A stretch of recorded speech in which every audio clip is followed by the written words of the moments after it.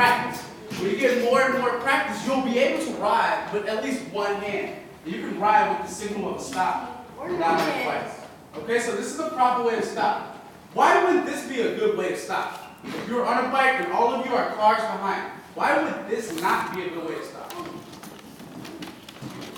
It would just be seeing the back of your hand, and they wouldn't be able to see your actual shape of your arm.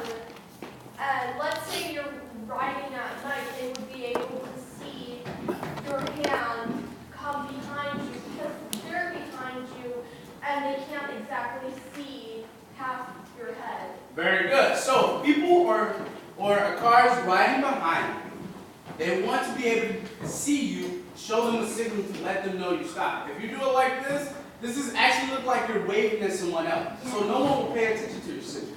But if you have something to identify that you are stopping, normally drivers will see this. When you guys get into driver's ed, you will learn many of these signals. All right, so let's practice real quickly on a bike. We're riding and we're going left. How do we go left? Right hand signal. How do we go right? Great job. And how do we stop on the bike? Very good. Now, let's stop and then go right. And then left. Then right again. Now stop. All right? Very good, very good. And these are hand signals.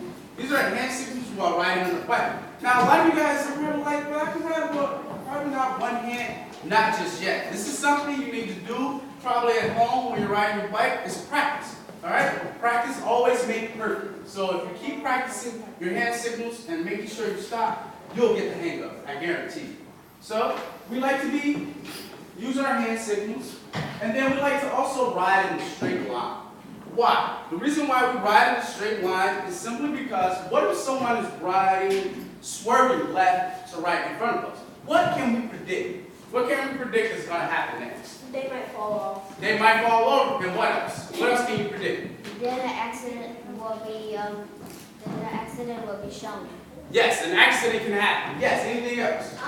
Person behind them might be trying to go faster, trying to pass them, but they would like get in front of them over and over and over again. They would be. You're absolutely right. I like that. The reason why is because if you're riding in a straight line, someone is swerving left or right in front of you, that can cause not only for them to crash, but you as well. Because you're riding straight and they're just going all across the road. It's very important that all bike riders should ride in a straight line. Simply so we can all get through weaving traffic, right?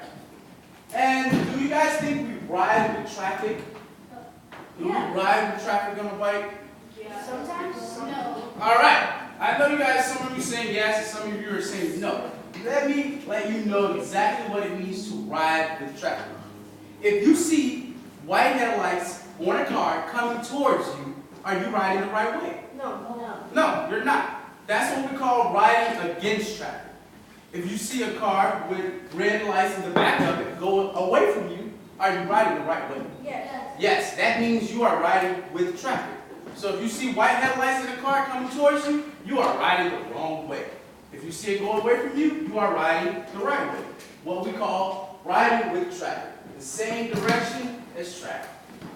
The next thing, another way to be predictable is the last one, is follow the rules of the road. Do you guys think you follow the rules of the road on a bicycle? Yeah. Yes. Yes. The reason why is because if you have a red light and the other intersection has a green light, what happens if you go at the red? Can anyone raise your hand and tell me what happens if you go at the red? That if you don't stop at the red light in time, and there's a car coming this way, and you're coming this way, All right, so there could be an accident.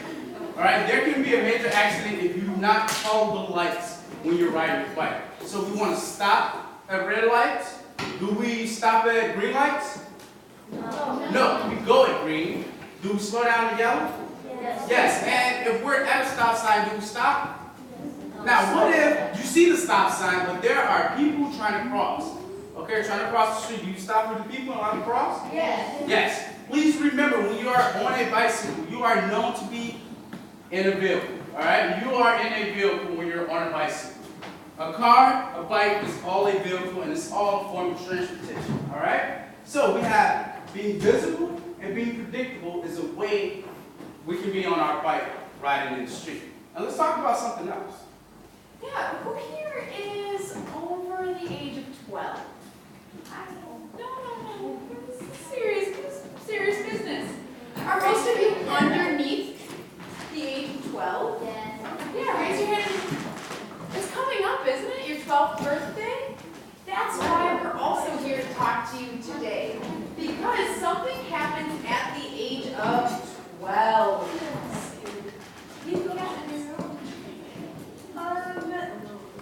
At the age of 12, you get to do more things because my grandparents, they go hunting with some of my 12-year-old cousins.